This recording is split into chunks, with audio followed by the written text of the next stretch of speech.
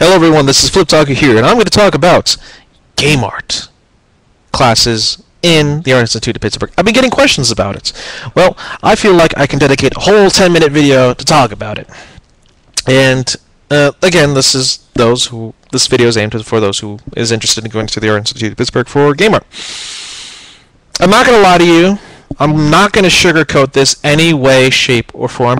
I highly recommend even sometimes have your parents to watch it there with you to at least, they can have, they can understand, have an idea of what their child is going through.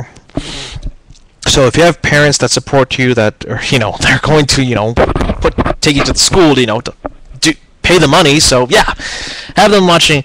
Do note, there will be some language, but we're all old enough, right? It's not going to be like a rant fest where I just say a swear every 5 seconds like Scarface. No, but there will be some language.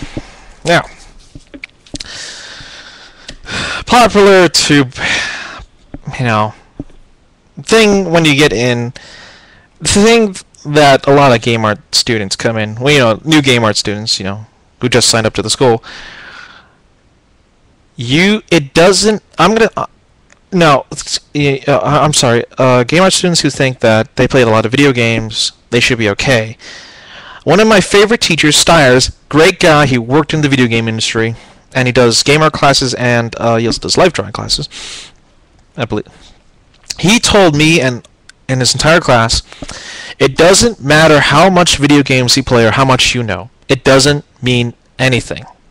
What does mean, what is good is if you can do it, and if you can do it good. If you got the skills, if you can learn it, do it, and do it great, that's all it takes. It's hard work, but that's about it. So if you know video games, if you're a hardcore gamer who dedicated hours and hours of time to play the game, know the game in and out, even know a couple of key video game series, that hardcore gamer, it doesn't mean jack shit. What it does help in a way, it helps you where the industry is, what's the popular games now, at least it gives you the information you need. Like, you're going in there, but you're not going to be like some people who go to game art. You're not going to be that person who doesn't know anything about video games. At least, something. It doesn't necessarily mean it'll help you, but it just, at least you know a bit more than another person. Now, another popular thing is, in game art, you're not, later on in the quarters, you're not going to be playing as much video games for fun. You're going to be making them. Hell, even, I'm not saying don't bring your video game consoles. I welcome it, because it does get boring here. I'm not going to lie to you, in the dorms, when you have free time, which you will. But don't expect to have like a huge collection of games, Take it from me. I'm a hardcore gamer. I'm a huge fan of popular video game series that I played when I was a younger kid, including the Half-Life series, Metal Gear series, Battlefield, etc., etc. You know how many games I have? Okay, I got a couple of PS2 games. Obviously some of them are the Metal Gear games. I don't even have a PS2. I just play it on friends. And even then, I also have some other ones, but not really a lot. They're used. I thought it'd be a good deal to buy them, even some games here. Not a lot. I even have one PlayStation 1 game, Duke Nukem, why not?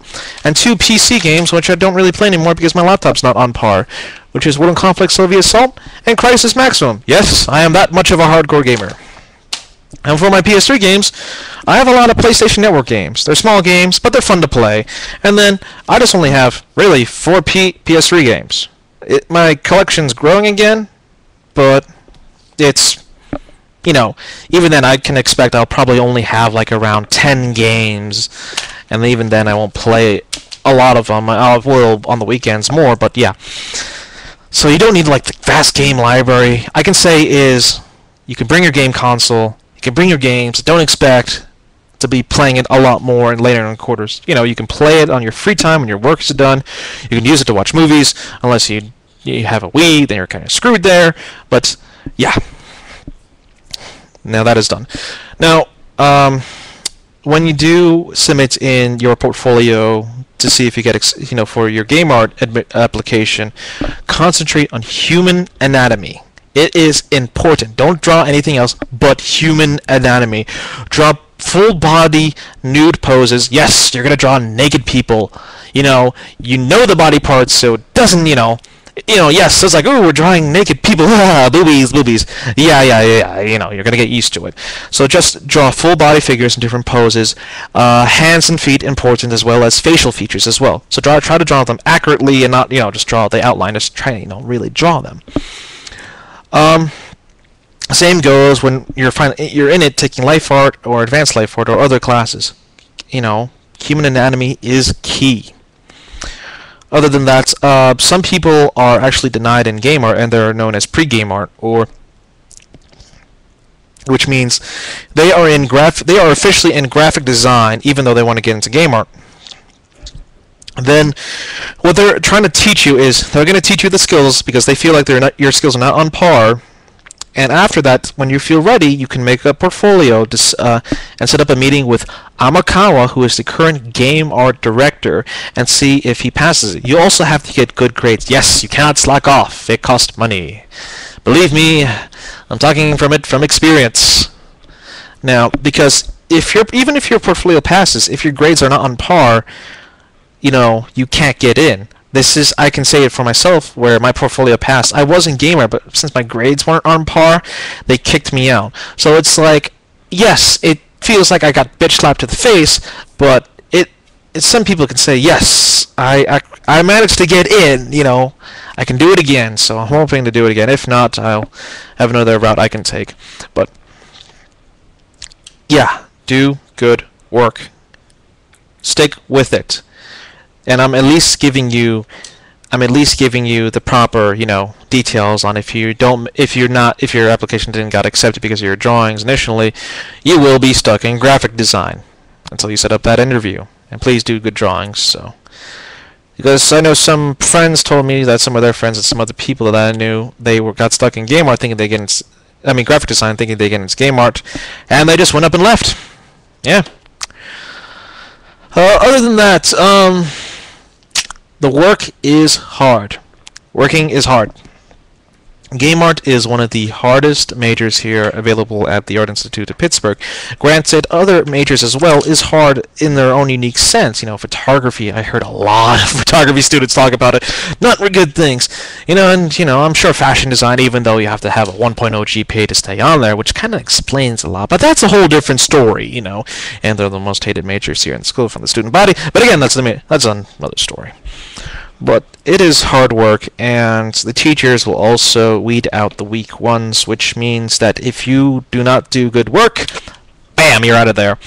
And it has a high failure rate, or dropout rate. So let's say 30 people started, game art classes in the beginning. At the end, only 2 to 4 people will survive, at best. And even then, after you finally did it, it's not as far as you have the degree, you have the skills, you can go out and easily find a job. It's you need to know people. You need to know people who can get you in that job. Some of the teachers here are, again, Stiers. He was in the video game industry. He knows people. Miss Love, which you will hear, I'm not gonna lie to you. There's a lot of horror stories with her classes. So I'm just saying, she's really, really tough. Imagine a very big dragon and you're just a tiny rabbit.